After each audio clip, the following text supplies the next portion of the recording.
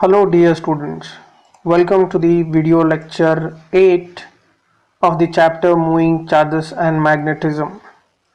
Today we shall study toroid and we shall apply Ampere's circuital law to the toroid and find out the value of magnetic field inside the toroid. So let us begin. Toroid. So this is the figure of toroid, and it is a hollow circular ring on which a large number of turns of a wire are closely wound, and it forms out to be in this shape. Now in short, what it means we are trying to take a solenoid and close it on itself. You can split it here and elongate it, then it becomes a solenoid, or else if you join the ends of the solenoid, one end to the another end, if you connect it, then it comes out to be a toroid. This is what the idea is about toroid. Now here our intention is to find out what's the magnetic field inside the toroid, right, using Ampere's circuital law. Before we proceed, let me try to give you a small hint regarding this. That is, the current is entering from here and it goes below it and finally comes out from the side, right? This is in this manner, and magnetic field you can verify the direction of it using the right hand rule. Proceeding ahead, let us try to find magnetic field due to toroid. Let I be the current flowing in the toroid and number of turns per unit length in the toroid be n, small n.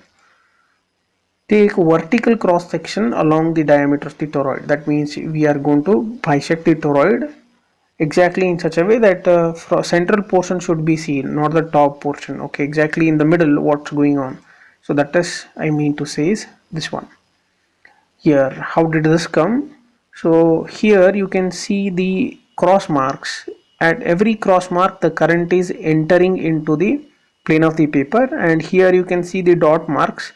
At every dot mark the current is coming out, that is I out, current is coming out of the dot mark. If you didn't understand, you can go back to the image once and have a look at it. So at every point here the current is entering the plane, and every point outside the toroid current is coming out. Okay, so here in small diagram we have shown it. Once we try to take a vertical cross section of the toroid, this can be seen, and here the magnetic field direction is also shown.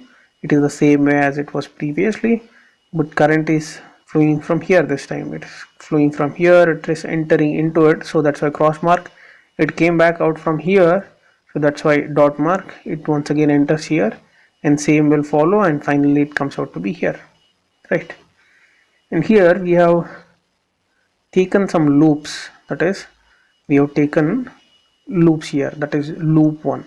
This is a loop 1 and it has radius r1, and P is a point on this loop 1. This is Ampere in loop 1. And there is one more loop. This is loop 2, which is inside the toroid. Here this is inside the toroid but in the open space. This is inside the toroid in its core. Okay, so this will be point S, which is on the loop 2, and radius of loop 2 is r2. And finally loop 3, on the loop 3 you are having a point Q, and radius of this loop 3 will be r3. With this much of understanding, let us proceed with further calculation of the magnetic field due to toroid. So here, first of all, let us try to take Ampere's circuital law for loop 1. Loop 1, which is here in the open space inside the toroid. So you can see the red dotted mark. This loop I am trying to talk about. Here the current enclosed by this loop 1 is 0. There is no current enclosed by it.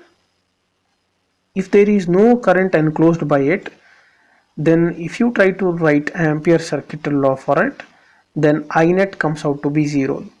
that loop is not binding any or has not bound any current into it, so no current is flowing in it. So if no current is flowing in it, then there will be no magnetic field over that loop. So if there is no magnetic field over that loop, then B directly comes out to be 0. Reason is dl cannot be 0, since you have taken the loop, the length of the loop, there is a circumference of the loop, so this cannot come out to be 0. dl will be having some numerical value, but B has to become 0 because RHS has become 0. LHS, one term has to be 0, that term will come out to be B itself. So magnetic field inside the space, inside the toroid, will become 0. Okay, in this region it comes out to be 0. If you try to take any point P which is in the open space inside the toroid, then the field there comes out to be 0. Now next, let us try to apply it for loop 2, that is inside the core of the toroid. Where is it? It comes out to be here. Now let us try to find out how much current is enclosed by it. When you try to find out, the current enclosed by it will be all these. Here you can see all the cross marks. So this much amount of current is enclosed by it. To find out, let us try to write I net is equal to number of turns into current in each turn. So how many turns are there and current in each turn. So how many turns are there? That is, you have to multiply small n into the length. Okay, number of turns means, so you don't know the length this time here. What is the length of this one? So the length of this one, if you want to find out, you need to do is you need to consider this R2. So if you take R2, then you need to do is you have to try to take it over the complete length. So you will get the length. How much is the length of this one? So in each length, you know that so in unit length you have n number of turns, then over the complete length how many you will have, you need to multiply with the length. Understanding? So if n is the unit number of turns per unit length, then 2 pi r is the total length. So number of turns per unit length into total length, if you multiply, you get total number of turns, and multiply this with the current in each turn, you will get total current flowing in it. Did you understand this? Okay, this is what it means to find out the net current through this bounded region. Okay, next, moving ahead, let us try to substitute in Ampere circuit law. If you substitute this in the Ampere circuit law, you get this term here. That is your RHS will come out to be mu naught n 2 pi r2 into I. And what about LHS? So here magnetic field is constant inside the toroid, so let us try to take this B out of the integral and try to integrate only over dl. If you try to take it B outside and try to integrate over dl, that is, you are trying to integrate this small segment dls and you have to get the whole circumference. If you get the circumference of this Ampere and loop 2, then you will have it to be 2 pi r2 itself. And you can see they will get cancelled on both the sides. That is 2 and 2 will get cancelled, pi will get cancelled, and r2 will get cancelled. And finally you will remain with B is equal to mu naught Ni. And this is the magnetic field at any point S inside the core of the toroid. So inside this region you will have magnetic field, and that will be equal to mu naught Ni. Moving ahead, let us try to take it for the loop 3, which is outside the toroid in the open space. Here, this is the loop which we have taken, that is loop 3, and here you can clearly see the current bounded by this loop will be 0. You can see that current is bounded by it, but here you can see, right, I out is there, I in is also there. But if you try to cross verify properly, the amount of current coming out will be equal to amount of current going into the plane. That means net current will be 0. So this if you can see, that is current is getting into here, this is coming out from here, so this will cancel out this one, and this will cancel out this one, and in this manner this will go on.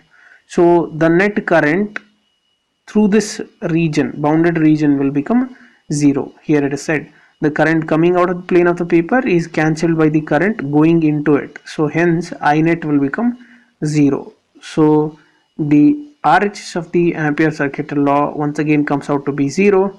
If RHS is 0, on the LHS side B has to become 0. Reason is DL cannot be 0. So further we can say that magnetic field at any point Q in the space outside the toroid is always 0. So finally, summing up everything together, the magnetic field only exists in the inner circular region of the toroid. That means it exists only in this region. Inside this region itself we have magnetic field, and its value is B is equal to mu naught Ni, and it is similar to that of solenoid.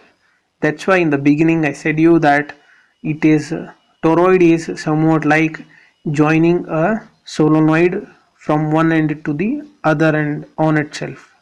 And thank you students, and see you in the next video lecture.